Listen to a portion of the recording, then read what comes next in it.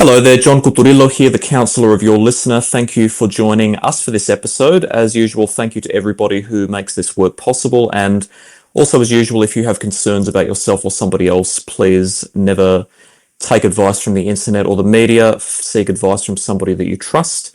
If you are in Australia and are seeking counselling from me, you can find my contact details in the description of this episode. And in today's episode, it is my pleasure to welcome Erica Rivera to the podcast. Erica, thank you so much for joining us. It's a pleasure to have you today. Thank you so much for having me, John. I appreciate this. Erica, I was actually a guest on your podcast, Sexpertease, not long ago. For those who may not know your work, tell us about what you do. So I have been a sexual health educator for the past 12 years or so. I'm also a victims advocate and the host of Sexpertease, which is a sex-positive educational show, both on social media and television platforms. Wonderful. For anyone looking to find Erica's work, you will find the links in the description of this episode. Now, in today's episode, we're going to be discussing the subject of sex education, and specifically we're going to be discussing the different opinions that people might encounter on this particular subject, why people might have those opinions, why certain cultures surrounding it may develop, and the different facets of each of those sets of beliefs. As per usual, it's such a nuanced and at times can be a complicated subject, so it's important to analyze it with a nuanced mind. Now, Erica, you're a professional in this field, and from what you tell me, you've encountered a large variety of different opinions, traveling different parts of the world to teach people about sex, and different opinions regarding sex education itself, merely the subject of whether we should teach people, especially children in schools, about sex in certain ways. Can you give us an overview before we start of what different cultures have you encountered and what different opinions have you encountered? So I'm currently based in the United States. So I'll start with the US. I feel like the US tends to swing between hypersexualization and avoidance. And I feel that many people receive fragmented sex education. I feel that shame often replaces education, or at least, that's what I've seen growing up in the United States. Especially when it comes to teaching children, people have this wild assumption that I, as a sex educator, am teaching that it's okay to have sex before marriage and to be promiscuous, when really there's so much more to sexual health education. And at that age, the focus really is on consent. It's not on, encouraging being promiscuous and things like that. So I think because in the US, there are certain areas of the country that lean religious or very conservative, there could be that misunderstanding. I also feel that as we get older, as we become teenagers and become adults, people tend to learn more from porn and social media instead of having these types of guided conversations. So I feel that emotional literacy is often missing entirely. Now, currently, I'm in Japan, and let me tell you, totally different perspective. Being in Japan currently, I notice a big difference in communication styles. So there's a lot of indirectness toward intimacy topics, but I almost feel that the audience here is a little bit more curious. So they're indirect, but wanting to have that conversation, where, like I said, in the US, there tends to be a certain audience that just avoids it completely. Public modesty is a big deal here in Japan. There's a lot of differences in dating expectations, emotional expression. So those are some of the first things that come to mind as far as cultural differences between these two current countries that I've been in. So there's a range of different facets of that, and there are a number of important facets of this subject that you've raised there.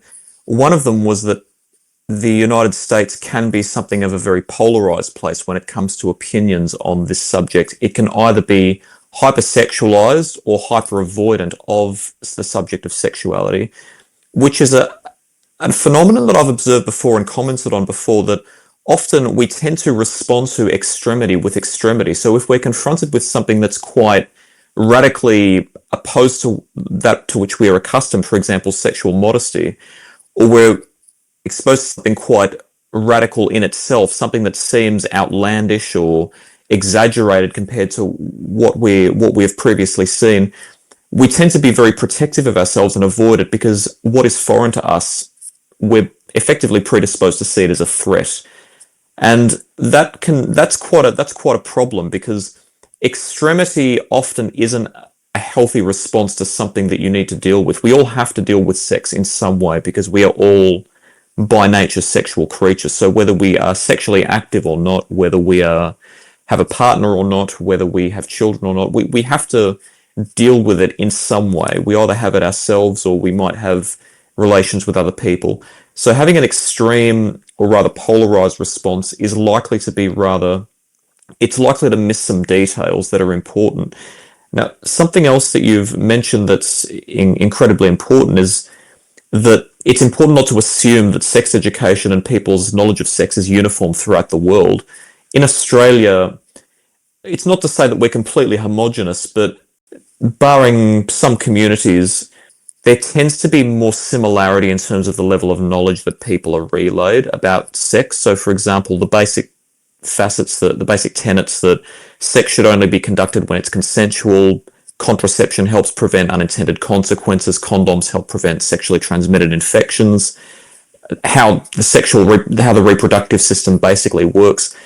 My prediction would be that this is a lot more widespread knowledge here, and I'd say that it's most likely because we tend to have more moderate opinions about sex and aren't as afraid of it. But I understand that in some communities, perhaps even in the United States, some teenagers may not know even until later in their teen years exactly how the reproductive system works and what the responsibilities are that are associated with sex. Would that be a fair valuation? It is, but unfortunately too, there are some areas of the US where even that common knowledge that you just discussed isn't required in certain school systems. So I've met adults that didn't know some of these things that we consider common knowledge. In Florida, for example, just because I live there, so I'm very familiar with what is allowed and what isn't allowed in the school systems and things of that nature. Any type of consent education or sex education isn't required. And if there is sex education being offered in any way, it doesn't have to be medically accurate, which blows my mind, because why are we allowing a curriculum to be developed that is not medically accurate? So that's something that really bothers me, especially because I also have some personal experiences outside of my profession. The reason why I got into this profession is because of some of my personal experiences as a teenager, growing up into, becoming an adult and not having that any type of sex education in my life. Same with I often talk about how these conversations should be normalized also at home and maybe even places of worship. I think, at least in the United States, I've come across a lot of people that feel that if you are Christian of whatever denomination, that you can't accept some form of sex education, as if the two can't be something that you can have together. So that's something else that I kind of combat a lot, at least in my area.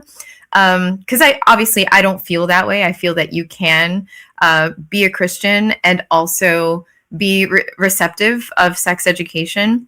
So, so that's something that I also run into a lot. So it's not just like a cultural differences, but just like society, religion, all of these things affect how we receive sex education and when. I'm wondering if you can share any of the more surprising instances you've encountered in which people, perhaps adults, have shown that they lack knowledge because they weren't educated, where it would actually be expected that an adult would have that knowledge, perhaps in other parts of the world. There's one common one that people often kind of joke about in media as well. But when it comes to anatomy, for example, a lot of people don't know where the clitoris is, don't know where certain organs are or what their functions are. They may know the concept of having sex and that it's pleasurable, but don't have any idea what the anatomy is really for, so that's something that I come across quite often. I think too, I would say, the use of condoms and what they prevent, people just assume pregnancy, or at least I've run into that, oh, it's just to avoid pregnancy. They don't realize how many STIs can actually be avoided by wearing a condom. It's not just to avoid pregnancy. So there's a misconception too on those types of barriers and what they're used for and how they can be helpful. I'm trying to think of what else. Like there's so many instances. There's been also instances where I've sat down with people that are older and maybe have never had an orgasm before. So I actually had a client, and I know that they don't mind me talking about this because I have mentioned this story before, but they were probably in their 60s or so and happily married for a very long time. And she had come into my office and we were discussing her sexual health. And she had mentioned that she had never had an orgasm before. And I'm wondering, in all of these years that you've been in this wonderful marriage, after really talking to her, it was due to a couple things. One is that she had some trauma in her life that she had never discussed with her husband, which I think it's very important that if you have gone through something, to have that conversation with your partner rather than just kind of sweeping it under the rug and not really being bothered with how it affects your sex life. And secondly, it was a cultural thing. She was taught growing up that sex was just to procreate. That was it. She had no knowledge of the fact that sex was also meant to be this pleasurable thing. So that was definitely eye-opening for me when I, at the beginning of my career, meeting people like that who really grew up thinking sex is just to have children and that's it. And that is the mindset that they always had. So it makes me wonder sometimes, like, are there other areas in the world, other places in the world where people grew up thinking that that's all that sex is for? So those are some of the things that I've encountered. It goes to show that while some of us may assume that certain facts are common knowledge, oftentimes one has to be taught them in order to realize the importance of them. The idea that there is no law requiring sex education to be medically accurate might be quite shocking to some, considering that we assume the United States is a developed country. I'm wondering, have you encountered instances of medically inaccurate sex education being delivered in schools? Something that I've come across a lot is the education seems to be more focused on abstinence than really talking about sex. So they consider it sex education, but if you were to listen to the curriculum, they're really just preaching abstinence. So at least in Florida, again, I've been all over the US, but a lot of my focus is in Florida, and that's what tends to be spoken about, is how it needs to be avoided. You shouldn't do it. It's more almost like fear-based education. And I've seen that a little bit too when I was younger. So I grew up in Massachusetts, which is definitely more, I guess you would say, quote unquote, liberal compared to some of the southern states. And still, even myself as a child, I remember being taught abstinence as well. But that was more because in that area of the country, a lot of people are primarily Catholic. So a lot of the education had that influence where you just save yourself for marriage, you save yourself for your husband or wife. So I don't feel like this is a good way to introduce sex ed to kids. And my reasoning for that is because of my personal experience, which I grew up in a very strict Catholic household, Puerto Rican Catholic, so Latino Catholic living in the US. And so there's a lot to unpack there. And I was taught at a young age that you avoid it and you wait until marriage. But I had no idea what sex really was. And even well into high school, I had not had my first kiss, didn't really understand it, whatever. As an adult, unfortunately, at the age of 17, I was raped, and that was my first experience. So I think, had I had medically accurate or at least some form of consent education, at minimum, consent education growing up, I feel like I could have handled that traumatic experience better than what I did. I mean, it's always going to be a negative experience no matter what. Rape is rape, right? But the way I processed what happened to me, the way that it affected me as I started healing, it was just kind of like whiplash. And so I started to study sex ed. This is how I got into this career, how I became a victim's advocate, because I really felt that even just having some kind of awareness of sex ed, consent, it really would have helped. I just feel like it really would have helped in my situation. So I don't want anyone else to feel or ever experience something like that. And so as kids, when people argue with me about like, oh, we should not be teaching kids and they are too young, they're too young, they're too young. I'm like, I understand.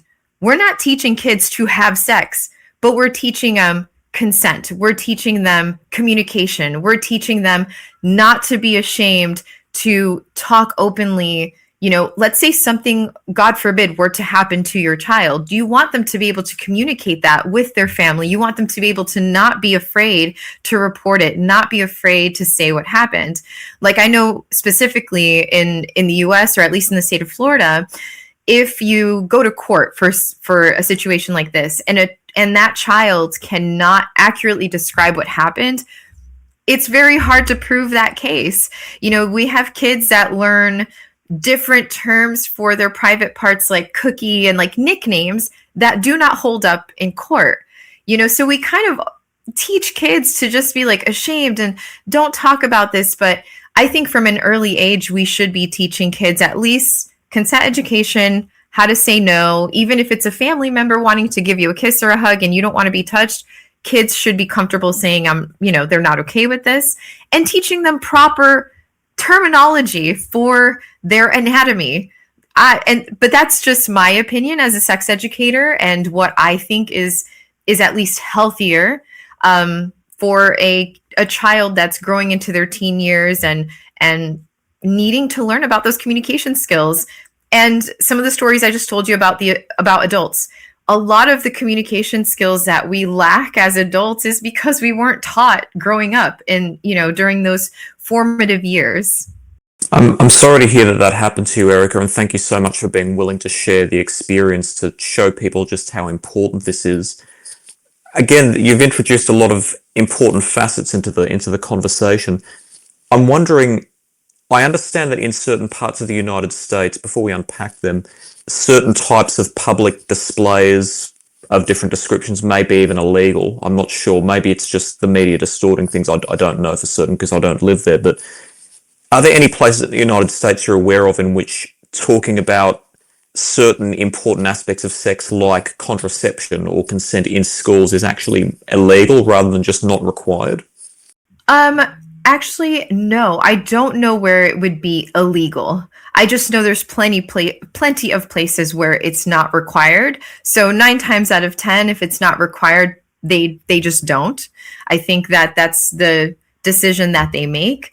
But as we were talking about earlier, it's that concept of hypersexualization and avoidance. I feel like certain areas of the US are one or the other. There doesn't seem to be much of an in-between, which is weird for me because personally, I kind of see the gray area and I like to stay in the middle. I feel like there's a healthy balance between the two. And one important thing too, because we were talking about consent and communication, I feel like even in the hypersexualized places or areas, even that isn't talked about enough, I think. So one thing that I feel is common knowledge is obviously consent, making sure that you have consent from your partner. But people don't understand that consent is ongoing. So it's not like a one-time checkbox. And I feel like that's something that needs to be discussed in both communities, whether you're super avoidant or hypersexualized. I feel like consent and communication is is so important regardless of where you stand, like on that topic. That's a good observation, because it's also perhaps another assumption that people might make, that in the more liberal circles or progressive circles, individuals who are very open-minded, so to speak, and are very willing to engage in different types of activity traditionally considered to be inappropriate, also can sometimes forget that that can get the better of them and distract them from some of the core issues like consent. And I've seen it in my work before, where I've heard of testimony from people where they've been involved in these types of environments, and certain people who would absolutely be the most loud advocates for sexuality actually forgetting sexual consent themselves, and end up accidentally violating other people's consent. In their mind, they don't see it as a violation of consent, but they completely forgot their responsibilities to actually ensure that other people were consenting to their own inputs. Something else that you mentioned that's extremely important is that children, we assume that that everything that they need to be adults is already in them, and then they just develop into adults and develop adult knowledge.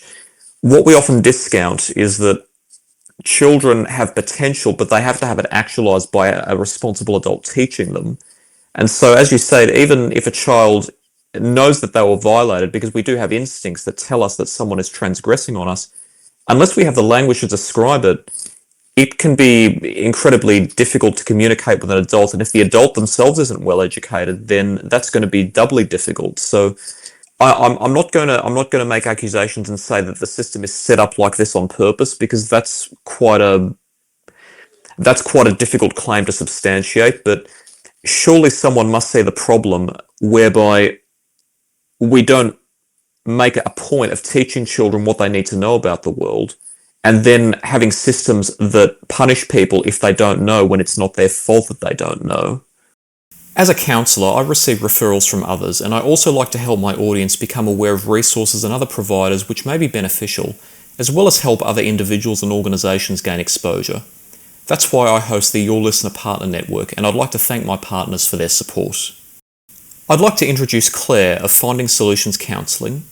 Claire is a retired registered nurse and midwife holding a diploma in counselling and registered with the Australian Counselling Association.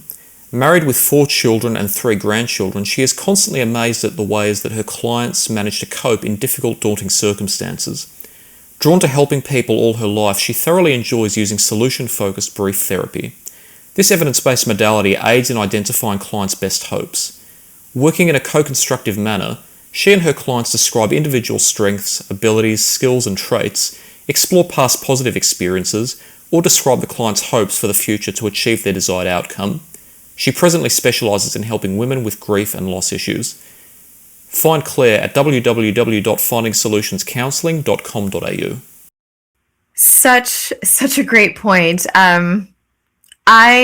As a victims advocate, because I also became certified through the Department of Children and Families in Florida as a victims advocate, and that's where I really started to see where we lack in education. Our system, like our judicial system, is just okay. I hate to speak negatively, but it is a kind of a mess. It is kind of a mess. And I did see some kids go through the system that had gone through certain traumas and couldn't describe what had happened, didn't have the words for it really. And like you were saying, sometimes the adult also lacks that knowledge. So how do we get justice for some of these crimes that are happening? How do we prevent these things from happening? And that's the thing is prevention education is such a big deal. A lot of people that know my story, because I'm not shy about my story. It is out there for everyone to hear.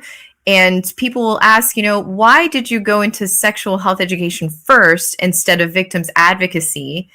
And I did because I feel that sex education is preventative. It is a form of sexual assault prevention, in my opinion, because of everything that goes into learning how to communicate, learning what consent is, teaching both boys and girls their perspective, what their anatomy is, proper terminology, boys can say no as well. That's another thing too, is society doesn't look at some of the traumatic experiences that girls go through the same way that boys do, and vice versa. So when I talk about statistics and how young men and young boys go through similar traumas, people are kind of in shock, because men don't talk about it as much. And sometimes if a boy is, let's say, touched inappropriately by a woman, for some reason, sometimes it can even be celebrated. And it's like, even if this person, this child, this teenager enjoyed whatever experience that was, it doesn't make what happened right. So that's something else that I feel is super important, is as we're growing up, we don't automatically come with like preset adult settings to succeed in life and in these certain situations. So it's very important that we do have those adults in place to educate us, both boys and girls. This isn't just women and their trauma. Both go through certain things that we should be able to communicate and talk about. So if the adults in your home don't have that education, for example, with me, my parents were very old school. They're from Puerto Rico, also very religious. They were most likely raised the same way, so they probably did not even have the knowledge to talk to me about those things. So that's why I think it's so important to have some level of consent education in the school system. We're being taught everything else about the world. Why not sexual health as well? So I think that there has to be a certain curriculum in place, at least for consent and communication. That way we're not building all this shame around intimacy, which later in life ends up following us into relationships, into why do you think there's so many divorces too? It's not just, the two major reasons are finances and sexual reasons. Those are the reasons why people get a divorce. So it's all linked. It's all linked together. Some analogies that came to mind as you were describing people's somewhat lax approach to sex education, and thinking that just because you teach abstinence or just because you teach certain reserved sexual values that you don't have to teach the other aspects of sexuality. It would almost be likenable to saying that you shouldn't know about home fire safety because you don't work as a firefighter. You don't fight fires every day, and hopefully you'll never have to, but if it happens in your home, knowing how to save the home or escape as quickly as possible is not going to harm you. It's the same with road safety. If you can't drive, it's still imperative to know how to cross the road safely. If you are in Australia, we don't have much of a gun culture, but in some of the parts of the United States where gun ownership is less regulated, even if you don't believe in gun ownership, you may still encounter a firearm, and you need to know what to do if you encounter a firearm. Something that I believe all children should learn is self-defense, which in certain parts of the world, I believe, at one time in Korea, Taekwondo was taught throughout school, and that's the martial art that I did when I was younger. Here in Australia, I believe all children should learn to defend themselves, because any of us could potentially be attacked. We should be taught to be prepared for the things that can happen, because even if you teach children to be abstinent, children do explore. Even the most conservative parents still believe in banning pornography and social media, which means that they themselves are admitting they can't watch their children all the time. Often. I don't want to stereotype people, but often that's where the argument comes from. Even they themselves are admitting that they can't watch their children all the time. It was the same for banning certain types of music or labeling music. Parents said, well, I can't listen to everything my children listen to. How do I know the content of the music unless there's a label on the front cover? So a lot of parents admit that they can't watch their children all the time. So what makes them think that their children are not going to fall into circumstances that are undesirable? And if so, how are they going to deal with it unless they know exactly what to do? Absolutely. Absolutely. That kind of brings it full circle, because I feel that if I had some of that education that we're talking about and those conversations about consent, I perhaps would have handled what happened to me a little bit better. Because now, because it's been 20 years and I can look back on that experience, I kind of study it now, and I'm like, oh, I understand why I reacted that way. Because initially, I didn't report it for like 2 weeks. 2 weeks. And I mean, and there's some cases out there where people wait a very long time to report it. But my reasoning was because of shame. I was afraid that if my parents found out, that they would blame me. I was more fearful of that than anything. I'm like, they're gonna end up blaming me. It felt like I had done something wrong. Like, even though I knew I had gotten violated, something in my mind was telling me that I messed up. So for 2 weeks, I didn't want to tell anyone what had happened. And, this was me at 17. So I'm still not fully an adult. And so that's another reason why I feel like, having these conversations openly, in your home or in the school or even places of worship, because again, in places of worship, we definitely don't talk about sex education. Sunday school, we're not talking about sex education, but if we can normalize being able to discuss those things openly without the shame attached, I feel like it would prepare us better just in case something like that happens. So it's, I'm looking back, I'm like, wow, I can't believe that I was that scared. I could have called the cops right away, could have told my parents, and I didn't because of my upbringing. I feel that shame prevents people from asking questions. People fear judgment more than misinformation at times. I feel that many adults who kind of had a similar upbringing, they carry that guilt into adulthood, that from their upbringing, from religion, from culture. Shame just really creates secrecy, not responsibility.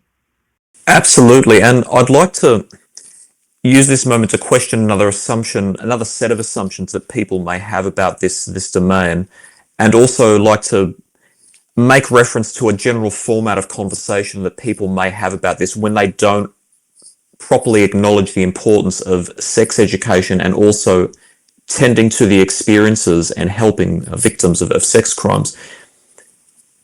Often structure and certainty give us a sense of safety. It's a false sense of safety, and that's why often we feel more safe in life than we actually are. We have laws that prevent rape. Well, no, laws don't prevent rape. They mean they'll get punished for being a rapist. Hopefully, not everywhere in the world, but you'll get punished for being a rapist if somebody can prove that you raped. But everything has to happen before that point. Somebody has to report it. Then they have to find the person who did it. Then there has to be legal proceedings. All of these things have to happen. And then people get released from criminal consequences on technicalities. So there are all those complications. Then we have to attend to the fact that just because it is uncouth to blame someone for being raped, it doesn't mean people don't do it. People talk about these experiences often, that they were blamed for things that happened to them. The fact that it isn't necessarily, even let's say that it's not the majority of parents who would do it, it doesn't deny the fact that it doesn't negate the fact that it happens. It just means that it's not the majority. There are still people who need help with it. Then you have, I know that there are instances where children, people who are not yet adults, may get kicked out of home for being shamed for being raped, or maybe kicked out of home for being bisexual or homosexual. Now, again, it may be illegal in certain parts of the world to kick children out of home. It doesn't mean that it doesn't happen. And if the local law enforcement is willing to turn a blind eye, depending on the culture, what is actually going to be done about it? The fact that everybody likes to create this false sense of security and say, oh, but the law says this. Yes, but the law can only be enforced. It doesn't enforce itself. And if we choose not to enforce the law doesn't get enforced. It is that simple. I'm almost certain that the people who are trying to avoid things like basic sex education, things that have a very important place in our society, so strongly because they are so scared of it, are just refusing to acknowledge the real experiences of people, and they themselves are probably quite insecure themselves. They're scared of something that is foreign to them, and they're willing to allow other people's potential well-being and safety to be compromised on account of their own insecurity. Now, you deserve help with your insecurity if that's you, but if you are someone contributing to that, then you need to take a good look at yourself and actually be willing to own it, because it's especially if you have children, you are very much responsible for how they grow up. Absolutely. I feel that too many people turn a blind eye to it, kind of out of sight, out of mind. And it's that reason because of the fear. If they don't understand it, if they're afraid of it, they rather just turn that blind eye, not realizing how much it does affect the people that it's happening to. And to kind of get back to the communication and sex education itself, like how it affects relationships. So people don't realize, those people that are turning that blind eye, that this is going to affect us as we grow up to be adults and start developing those interpersonal relationships. It was not easy for me to have my first boyfriend and learn how to communicate with that person. And could this be a viable, like, romantic long-term thing? Now, having experienced that trauma, and even if I had not, so let's say that I had grown up totally great household, no, sexual traumatic experience, that doesn't change my mind about consent education being important in a child's life, because it's going to help me with my interpersonal relationships as an adult. It's going to help me have a healthy sex life, a healthy marriage, healthy communication. Maybe I won't be part of that divorce statistic. So people don't realize, sex ed is it's an umbrella for so many things that are so important in nourishing our interpersonal relationships.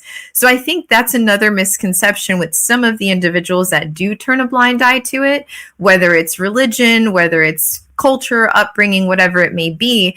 They only see the physical act of sex and don't understand that there are other good facets to this type of education.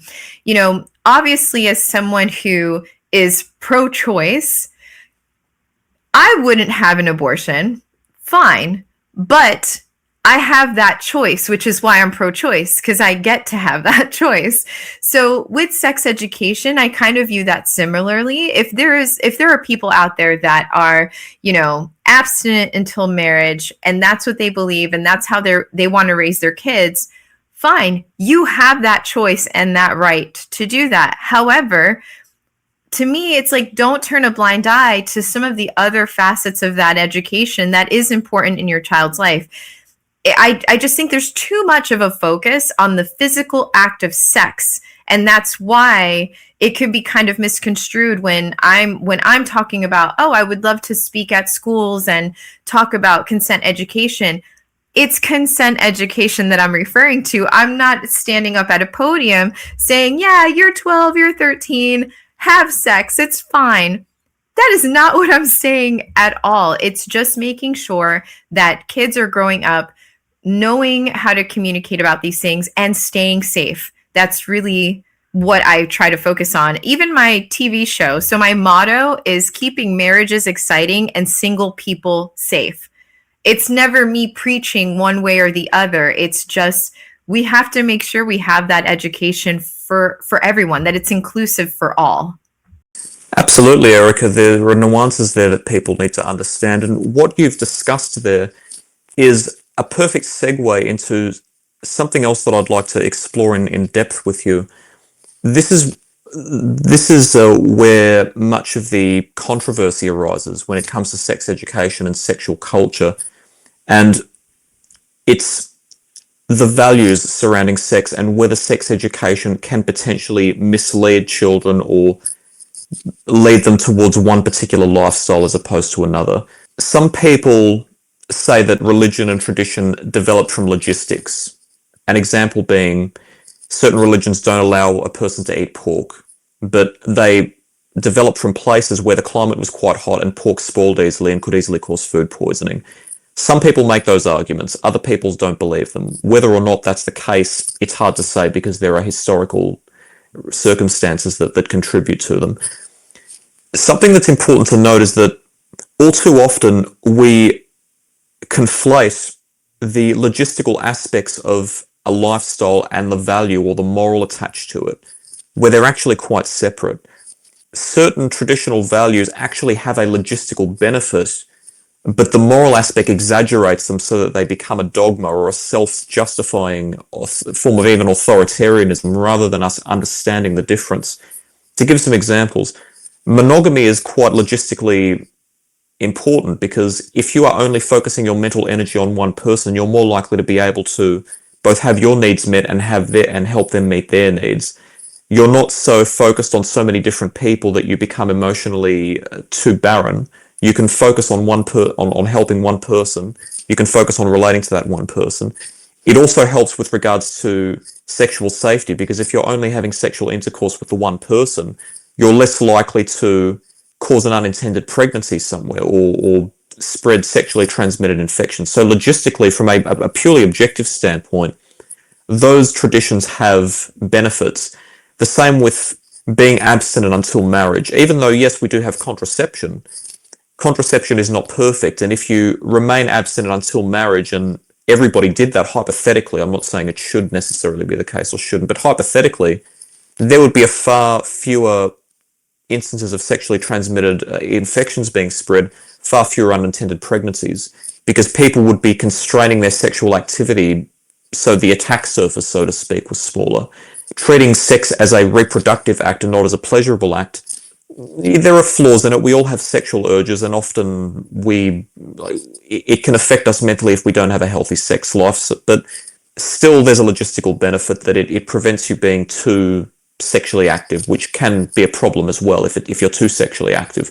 So that there are logistical reasons why some traditions actually have value.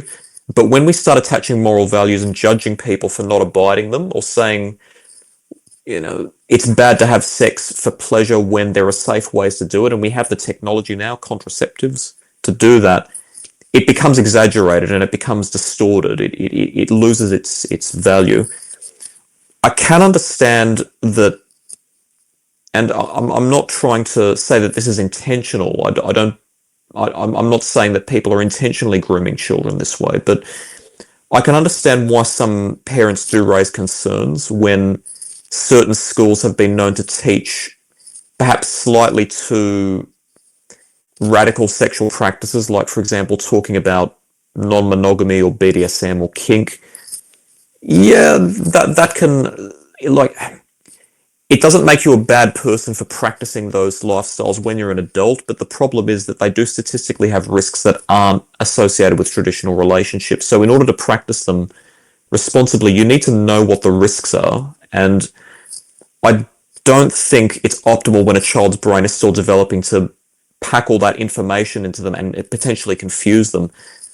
You teach a child not to judge people who are different, but at the same time, I would say it's best to keep things simple for children. Teach them about the basic, like the facts that don't change. Sex must be consensual. If someone touches you, go to your parents, go to someone you love, get the police involved. It's always wrong for a child to be sexually engaged. How does the reproductive system work? That never changes. Sex is for reproduction. That never changes. Condoms and contraceptives, this is their purpose. That never changes. As you said, whether you want to then make those choices for yourself, you're free to make those choices. But having the basic knowledge is important. But I'd say that maybe certain things shouldn't really be introduced until later. And if children discover it for themselves, they should maybe have someone they trust to talk to say, I just discovered this, can you tell me about it? But teaching it as a norm, again, I don't want to judge, but perhaps it's a little bit too radical.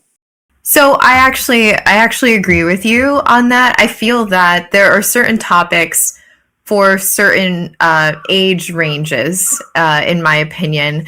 I think that definitely the things that don't change, that's what I'm referring to when it comes to school age children, whereas some of those other topics like BDSM, polyamory, a lot of that can get very complicated and it can change. So I feel that some of that should be, I guess, studied as an adult, because even as adults, we still need to continue educating ourselves so that we can stay safe.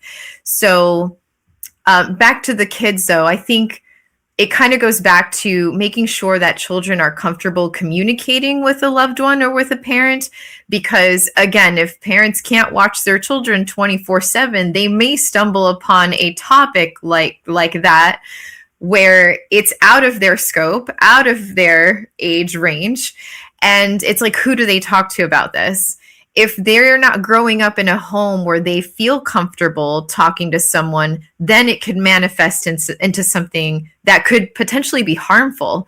So that's why I think it's so important that parents have a little bit more of an open mind as far as consent education, talking about anatomy, the things that don't change.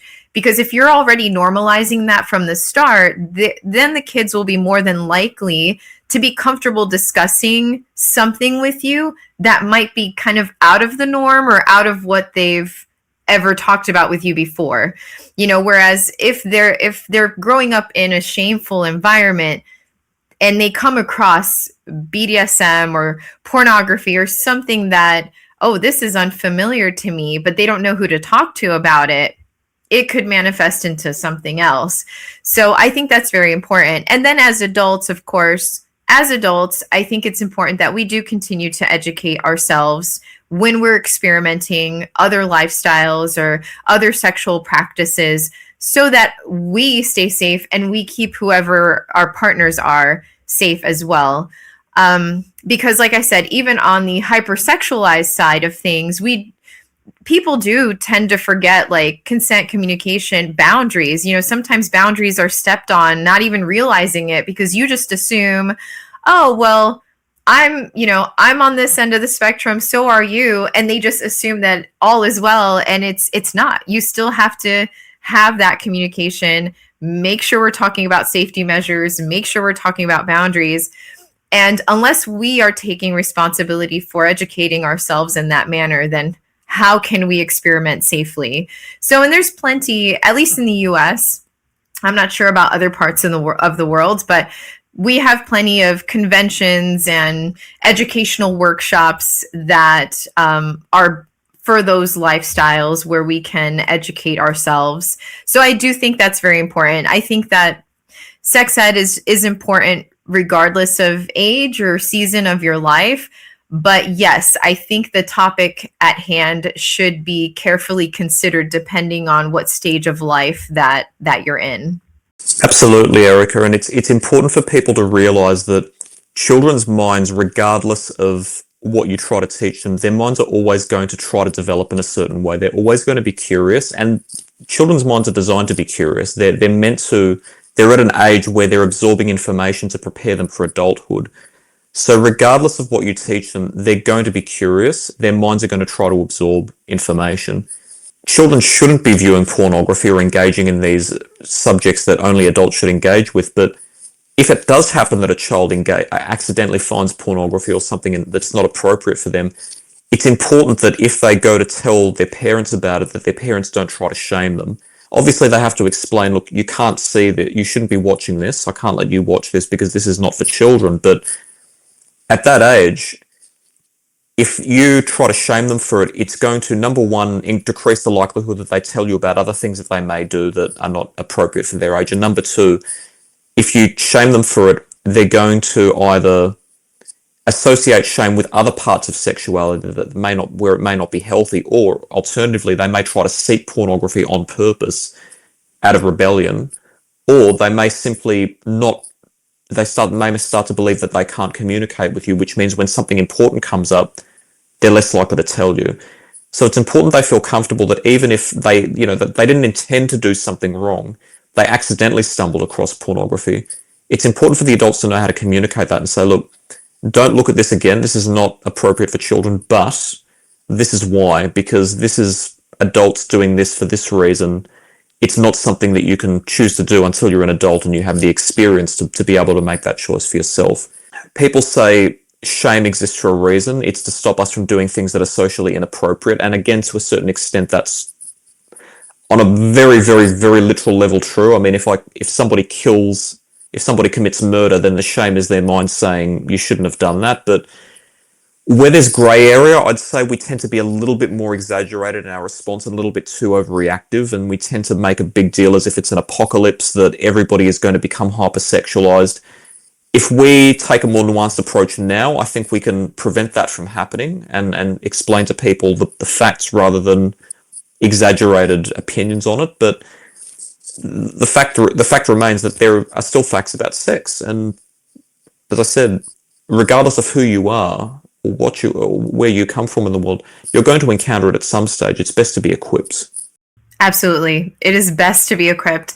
And as we're talking about this, I'm also thinking about, because we were talking about culturally here in Japan, it's so different. I don't really see the space, such a big space between hypersexual and avoidance. Like I do in the US, it's just kind of like black and white. You're either one or the other. Here in Japan, it's so interesting because I'm kind of learning as I go with the experiences here. And it made me think about how here, my assumption is that sex is not often spoken about to kids in Japan.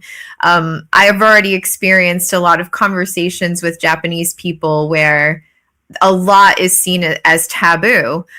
But what's funny to me, what's different, I should say, between the United States and Japan is in the US, like there is this huge avoidance and, sex ed is just not a thing and whatever, what have you. But in Japan, there's so much curiosity.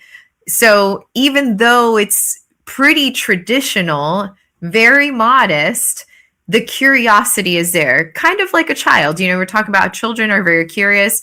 They may end up watching porn anyway, just because it's taboo, just because mom and dad shamed me. I'm going to try to watch it anyhow.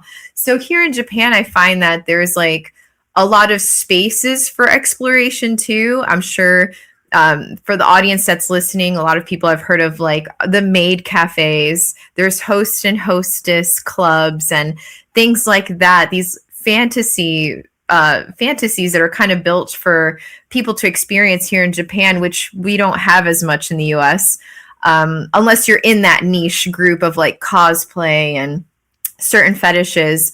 So it's so interesting to me how here everyone is so modest, but yet so curious. And to me, that has something to do with their upbringing as well. Maybe they did not have that chance to have those conversations at home, so now they really want to explore that. And to the point where it's become a business, and so I found that to be very interesting. And I was talking to one of my Japanese friends yesterday. In fact, she didn't understand the concept of an open relationship. So she was asking me all kinds of questions about it. And she was like, here in Japan, we don't do that. Like she said, that's unbelievable.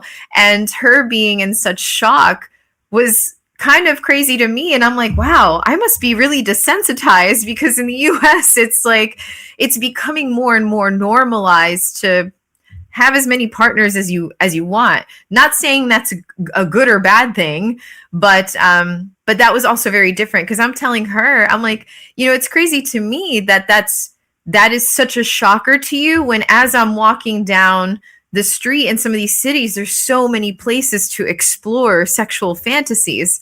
So it's very interesting to me. So it kind of brought it back as far as like, I wonder what their upbringing was like as children growing up. Adults should have autonomy, but autonomy still requires emotional responsibility, honesty, and consent.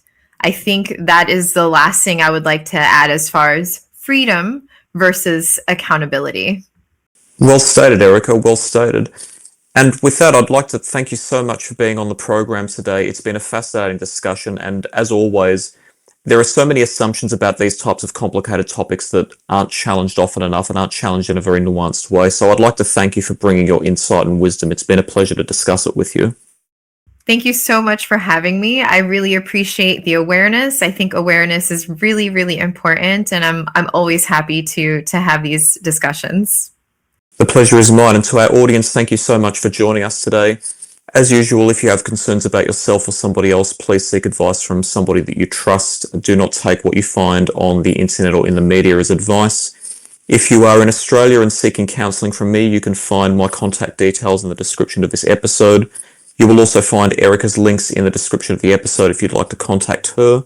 If you have any feedback on the program or if you'd like to be a guest, please feel free to contact us. I love to hear from the audience. And until next time, everybody, please take care.